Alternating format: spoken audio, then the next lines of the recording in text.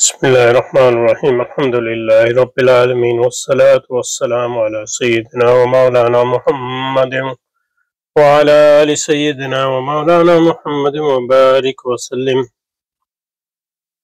اللهم ربنا أرنا الحق حقا وارزقنا اتباعه وأرنا الباطل باطلا وارزقنا اجتنابه. اللهم أرنا حقائق الأشياء كما هي ربنا زدنا علما وعملا وإخلاصا يا رب العالمين. اللهم انصر أولياءك في مشارق الأرض ومغاربها. اللهم انصرهم على عدوك وعدوهم إنك على كل شيء قدير. اللهم فرج عنا وعن إخواننا في مشارق الأرض ومغاربها. اللهم نفس كربنا وكربهم وثبت أقدامنا وأقدامهم والطف بنا وبهم يا أرحم الراحمين يا رب العالمين. وصل وسلم على سيدنا ومولانا محمد وعلى آل سيدنا ومولانا محمد وبارك وسلم عليه. سبحان ربك رب العزة عما يصفون وسلام على المرسلين والحمد لله رب العالمين آمين یا رب. اچھا جی، تنقید تشکیل جدید الہیات اسلامیہ کا مطالعہ جاری رکھتے ہیں. یہاں پہ رکے تھے تو یہ حالت تھی جب مذہبی غور و فکر کی، جب کانٹ کا، کیونکہ یہاں انہوں نے جو بات کی ہے وہ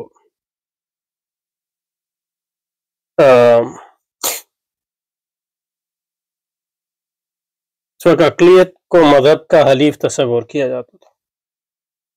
ضروری نہیں ہے، یعنی پارٹسٹ جو تھے وہ، یعنی جس کو یہ اقلیت کہہ رہے تھے اس کے خلاف تھے، اور پارٹسٹ جو ہیں ان کا کافی غلبہ تھا. اور جرمنی بطور کوئی ملک کے تو موجود ہی نہیں تھا، تو اس پہ منحصر تھا کہ کس جرمن راجواڑے کی آپ بات کر رہے ہیں. تو ایسٹ پروشیا میں پارٹس کا دورہ تھا، تو وہ اقلیت والے نہیں تھے. اور بنیادی طور پہ جیسے کہ میں نے کہا وہ یہ تھا کہ بنیادی طور پہ آپ کے پاس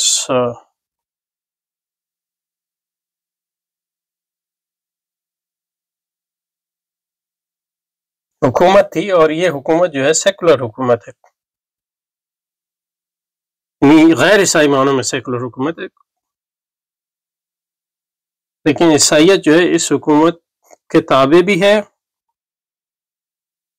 عیسائیت جو ہے سرکاری مذہب ہے ایک لحاظ سے، جس طرح مطلب ترکی میں سرکاری مذہب ہے اسلام، اور اس کے نیچے آپ کی مذہب تو جامعات ہیں، اور جامعات میں مختلف فیکلٹیز ہیں، یعنی کلیات ہیں. تو اس میں سب سے اہم جو تھی وہ تھیولوجی کی تھی، مذہبیات یا الہیات کی، اس کو کلام کہہ لیں آپ، جس میں ہر چیز یعنی عیسائیت. اور اس میں ایک فلسفے کا شعبہ بھی تھا. تو فلسفے کے شعبے یعنی تھیولوجی سب سے اہم تھی. اس کے بعد اگر کوئی اہم فیکلٹیز تھیں تو وہ قانون کی تھی اور میڈیسن طب کی. اور فلسفے کا وہ مقام نہیں تھا اس زمانے میں، اور فلسفہ ابھر رہا تھا ایک، تو ان میں کشمکش تھی تھیولوجی اور فلسفے کے کلیات میں.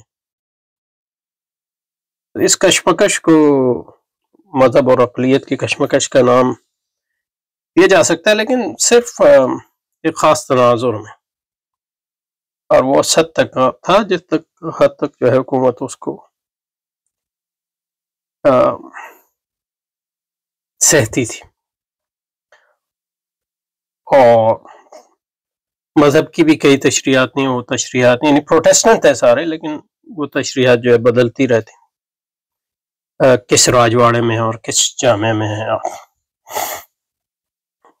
سمجھے نا؟ کافی ہم نے بات کر لی ہے پچھلے نشستوں میں، تو اس پہ دوبارہ بہت زیادہ دہرانے کی ضرورت نہیں. جب کانٹ کا ظہور جرمنی ہوا تو پھر اس کی تنقید عقل محض نے انسانی عقل انسانی کی حدود واضح کی، تو حامیان اقلیت کا وہ ساختہ پرداختہ تومار جو انہوں نے مذہب کے حق میں تیار کیا تھا، ایک مجموعہ بات. تو اس میں ایک غلط فہمی، کئی غلط فہمیاں کام کر رہی ہیں، لیکن یہ کہ مذہب جو ہے وہ تھیولوجی جو فیکلٹی ہے اس کے اندر پڑھایا جاتا ہے، اور باقی عیسائی الگ سے سیمینریز بھی ہوں گی، الہیات یا تھیولوجی سے صرف کلام مراد نہیں ہے، بلکہ اس میں ہر چیز جو مذہب سے متعلق تھی وہ پڑھائی جاتی ہے، فلسفہ بھی پڑھایا جاتا ہے، اور الگ سے فلسفہ ایک شعبہ ہے. تو مذہب کی توجہ جو ہے وہ تھیولوجی فیکلٹی میں پیش کی جاتی ہے، اس کا فلسفے سے ایسا سچ کوئی تعلق نہیں. اور فلسفے میں اگر مذہب کی توجہ پیش کی جاتی ہے تو وہ فلسفے کا اپنا مسئلہ ہے، اور ظاہر ہے کہ وہ عمومی جو بادشاہ تھا اس کی اور جو قانون تھا اس کے اندر رہتے ہوئے، لیکن اس میں کافی یعنی مینیورنگ اسپیس تھی، تو اس میں فلسفے میں لوگ اقلیت پرست بھی تھے، مذہبی بھی تھے، غیر مذہبی بھی تھے. تو اس سے مطلب یہ ہے کہ اس کو پورا مذہب اور اقلیت کی کشمکش سمجھ لینا یہ ٹھیک نہیں. اور کانٹ نے کوئی ایسا ڈیسائسو، کانٹ کی کرٹیک آف پیور ریزن کا کوئی ایسا ڈیسائسو دور نہیں تھا، کیونکہ اس کے بعد آپ دیکھیں کہ کانٹ کے جو متبعین ہیں مختلف قسم کے تھے، فیخٹے ایک طرح گیا، اور اس کے بعد پھر جو ہے نیو کانٹین اس سے نکلے. لیکن یہ کہ اس کا ایک رد عمل بھی ہوا جو نہ صرف ہیگل نہیں بلکہ ہیگل سے پہلے کے لوگ جیسے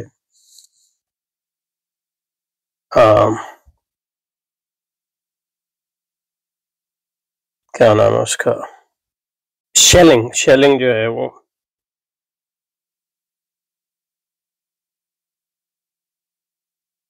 یہ سب جو ہے پوسٹ کانٹین تھے، اور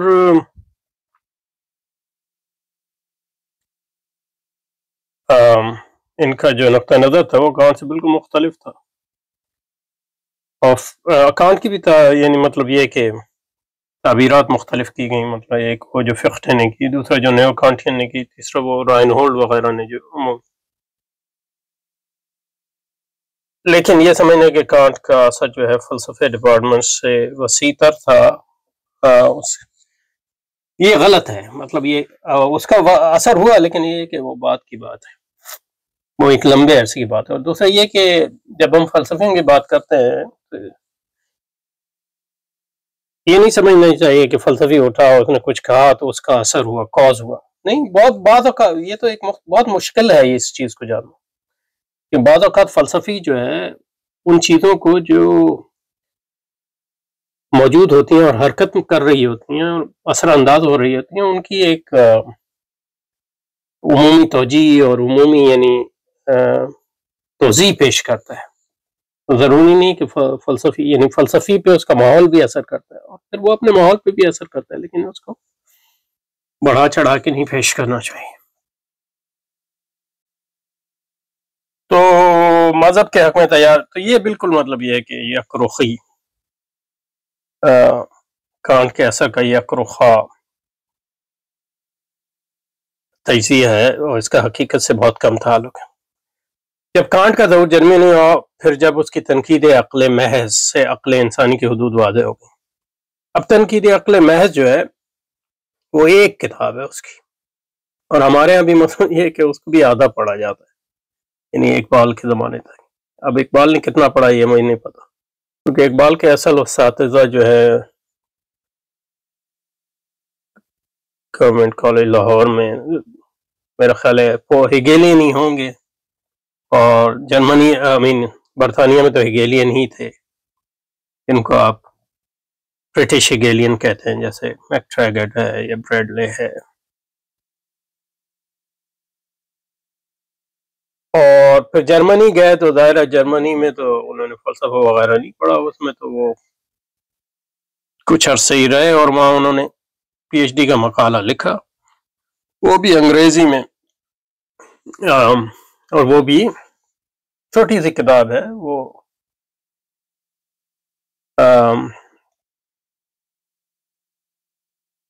ایران میں مابعد الطبیعت کا ارتقاء، اس کا تو مطلب یہ کہ مغربی فلسفے سے کوئی تعلق ہے سچ نہیں. اور اگر کسی فلسفی کا اثر اقبال پہ ہے تو وہ ہیگل کا ہے بہت زیادہ، یا ہیگیلی، وہ اس کا یعنی ظاہر ہے وہ اس وجہ سے ہے کہ اسی ٹریڈیشن میں انہوں نے فلسفہ پڑھا تھا. اب کانٹ کی جو تنقید عقل محض ہے، کرٹیک آف پیور ریزن،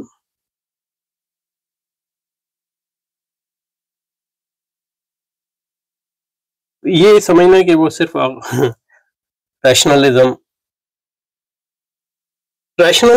کا رد ایک لحاظ سے آپ کہہ سکتے ہیں کہ خاص کر، لیکن اس کا مطلب یہ ہے کہ یہ نہیں ہے کہ وہ کوئی عقلیت کا رد ہے.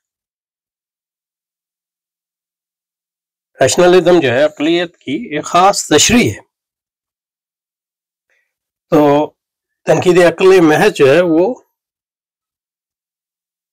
عقلیت کا ایک نیا تصور پیش کرتی ہے. اور آپ کو یہ یاد رہنا چاہیے کہ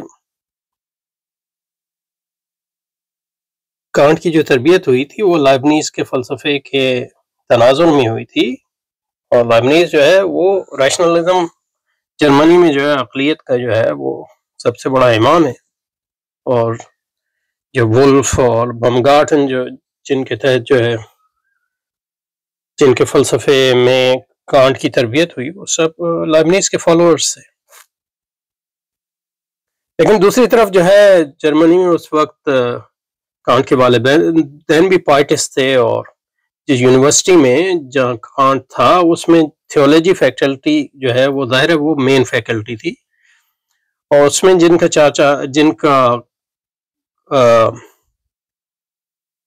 توتی بولتا تھا وہ پائٹسٹ تھے، اور پائٹسٹ جو تھے وہ پروٹیسٹنٹزم کا ایک فرقہ تھا جو عقل کے بجائے احساس، تجربے اور کامن سینس پر زور دیتا تھا. تو اس کا اثر بھی کانٹ پہ ہوا ہے، اور صرف وہاں سے نہیں ہوا ہے بلکہ مطلب یہ ہے کہ برطانوی جو تجربیت ہے اس کا اثر بھی بہت ہوا اس پہ، خاص طور پہ ہیوم کے تناظر میں.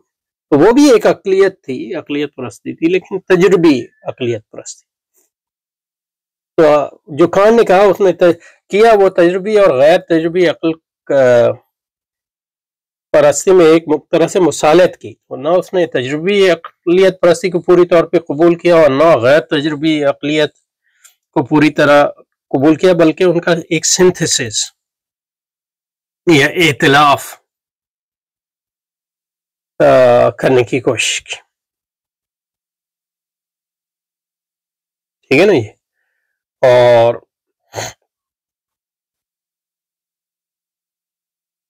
ائتلاف کرنے کی کوشش کی. اس لیے مطلب یہ کہ کانٹ نے خود کہا ہے کہ اس کی جو کرٹیک آف پیور ریزن ہے وہ لائبنیز کا ایک اپالوجی ہے، یعنی لائبنیز کا ایک دفاع ہے. دفاع ریشنلسٹوں کے مد مقابل بھی اور تجربیوں کے مد مقابل بھی. تو یہ ایک اہم چیز ہے جس کو ملحوظ خاطر رکھنا چاہیے. اور دوسرا یہ ہے کہ یہ بھی دیکھنا چاہیے کہ کانٹ نے جو ہے کرٹیک آف پیور ریزن میں کیا گیا ہے. یہ اس کا پہلی بات یہ ہے کانٹ نے 3 کرٹیک لکھی ہیں: کرٹیک آف پیور ریزن،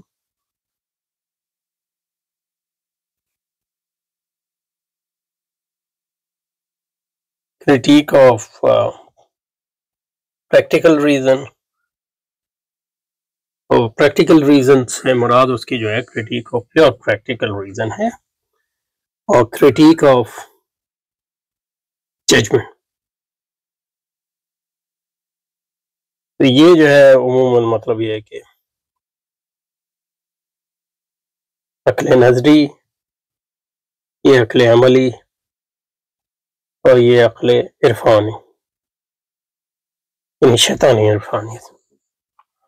تو اس کے فلسفے کا جو پورا اس کے عقل کا جو تصور ہے ان تینوں سے ملا کے بنتا ہے.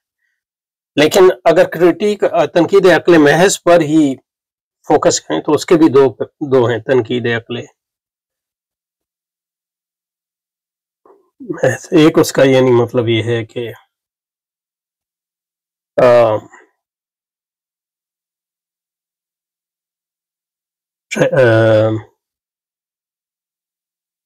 ٹرانسینڈنٹل ماورائی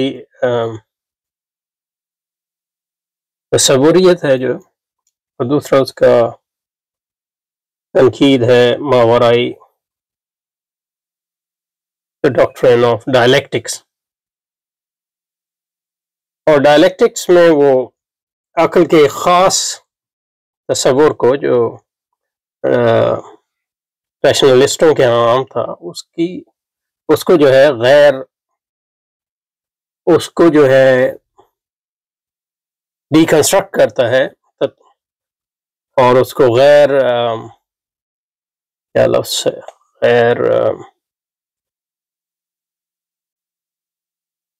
یعنی انکنسسٹنٹ ہے وہ تصور.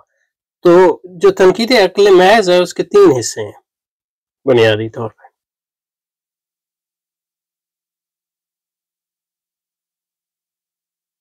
ایک تو جس کو کہتے ہیں ڈاکٹرن ٹرانسینڈنٹل ایلیمنٹ، ٹرانسینڈنٹل ڈاکٹرن آف ایلیمنٹ، جس میں وہ بتاتا ہے کہ عقل کس طرح کام کرتی ہے حواس کے ساتھ مل کے. اور دوسرا ہے ٹرانسینڈنٹل ڈاکٹرن آف ٹرانسینڈنٹل ڈائلیکٹک.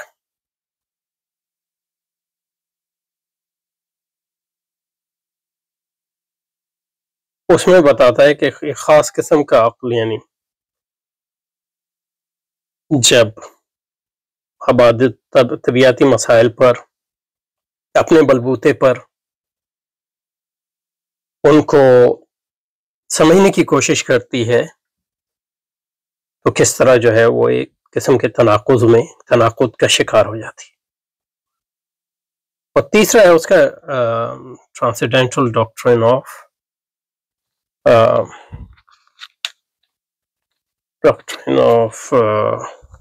میتھڈ، ٹرانسینڈنٹل ڈاکٹرن آف میتھڈ.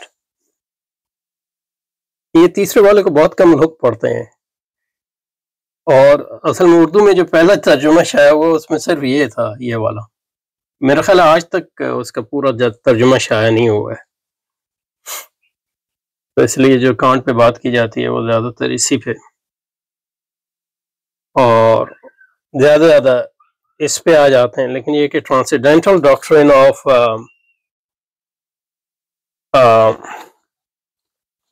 میتھڈ جو ہے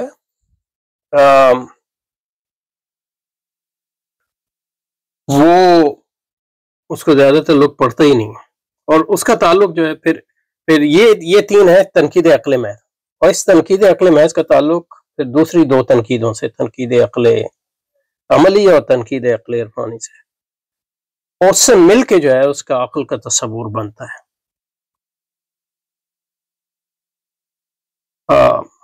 اور حقیقت یہ کہ کانٹ نے جو تحدید کی ہے، اگر تحدید آپ اس کو کہتے ہیں، تو وہ صرف عقل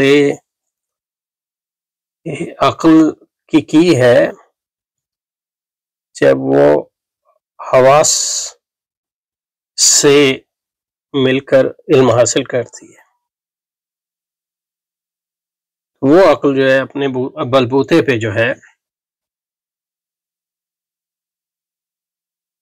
حواس کے بغیر جو ہے علم حاصل نہیں کر سکتی. یعنی بنیادی طور پہ یہ سائنسی علم جس کو یہ کہتے ہیں اس کی ایک تحدید کی ہے کہ وہ کہاں تک جا سکتا ہے. لیکن یہ کہ اس نے اخلاقیات، عرفانیات اور الہیات کی تحدید نہیں کی، اس کا ایک نیا تصور پیش کیا. اور حقیقت یہ ہے کہ کانٹ نے تو عقل انسانی کی تحدید جو ہے عقل انسانی ہی کی بنیاد پہ جو ہے، عقل ہی کی بنیاد پہ انسان جو ہے انسان کی خدائی کا نظریہ پیش کیا، اور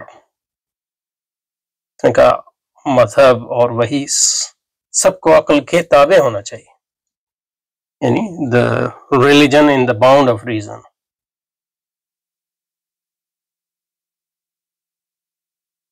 this reason اور اس لحاظ سے مطلب یہ ہے کہ سائنس بھی ریزن کے باؤنڈ کے اندر ہونی چاہیے، اور جو جس کو روایتی مابعد و طبیعت کہتے ہیں اس کو بھی ریزن کے حدود کے اندر ہونا چاہیے، لیکن ریزن کی اپنی کوئی حد نہیں ہے، ریزن اپنی حد خود متعین کرتا ہے ریزن جو ہے اپنی حد خود متعین کرتا ہے، اس لحاظ سے ریزن سے اوپر کوئی چیز نہیں ہے، عقل سے اوپر اس کے ہاں کوئی چیز نہیں. تو یہ ایک بہت اہم چیز ہے جس کی ایک بڑی غلط فہمی ہے ہماری. تو یہ جو کہہ رہے ہیں یہاں جو بھی کہا اس کے مطلب یہ ہے کہ وہ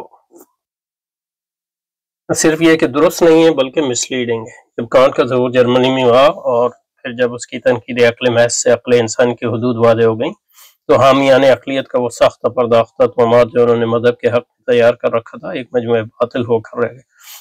لہٰذا ٹھیک کہا گیا ہے کہ کانٹ کی ذات وہ ذات ہے ہی کی وہ ذات وہ سب سے بڑھاتی ہے جو خدا نے جرمنی کو عطا کی. تو یہ یعنی پتہ نہیں کس نے کہا ہے، لیکن نہ کانٹ کا وہ کوئی مقام ہے اس لحاظ سے